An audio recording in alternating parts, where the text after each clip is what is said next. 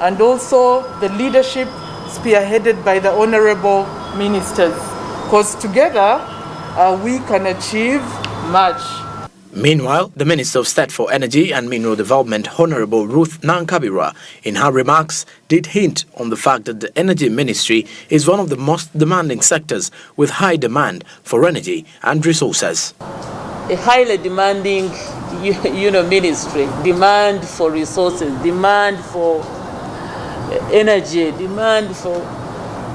This morning at 7:30, I was in a meeting at the office of the Prime Minister, organizing for the UN food systems, and they want to see how Uganda is preparing for sustainable supply of food to reduce on loss of food and wastage. And as I listened in, I realized that my ministry is very, very relevant, because food supply sustainability and reservation on waste demands energy to add value to the agricultural produce, and energy which has to trickle down to the farmers. They need cold rooms, and then the factories need electricity to add value. So you see how important our ministry is.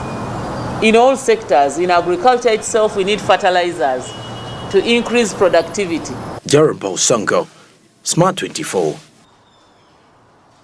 All right, now that is a report from the Ministry of Energy and Mineral Development in Uganda. Now, meanwhile, let's head to the international scene, where we do start from our neighbors in Kenya.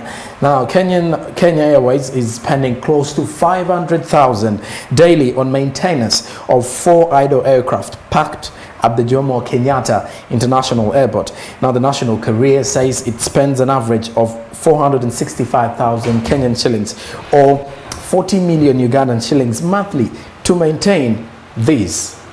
Take a look.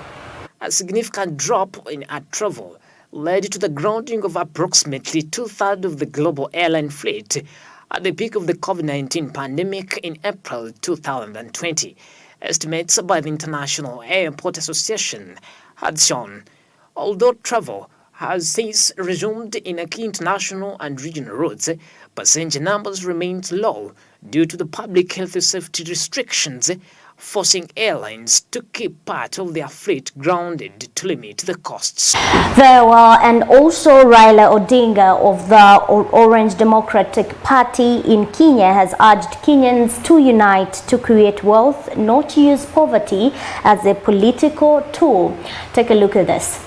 Speaking in Nakuru County during the launch of Azimio la Umoja, the Orange Democratic Party leader Raila Odinga said continued political rivalry would only serve to further dampen the economy. The former Prime Minister also said that the Kenyan government needs to establish a fair tax regimes so as to promote investment and not punching it. Raila said political leaders representing various regions with various problems must come together to untable and find. Now that is keeping up with the polls in Kenya. Raila Odinga, who leads the Orange Democratic Party, who is actually also being backed by the former president Uhuru Kenyatta, but they will definitely go head to head with the current deputy William Ruto there as Kenya decides for who is set to lead their particular country ahead of the elections. We've seen a number of polls in Africa, and Zambia also did get a new president after the incumbent did lose to upcoming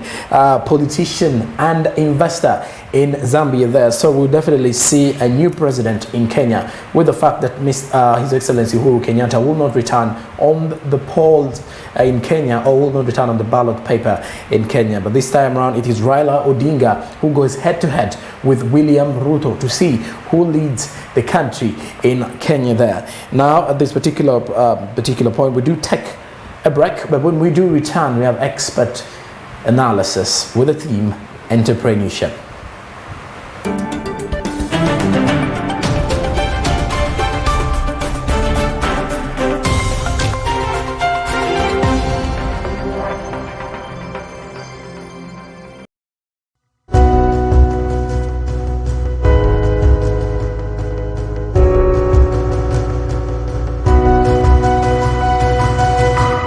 At 24, driving business.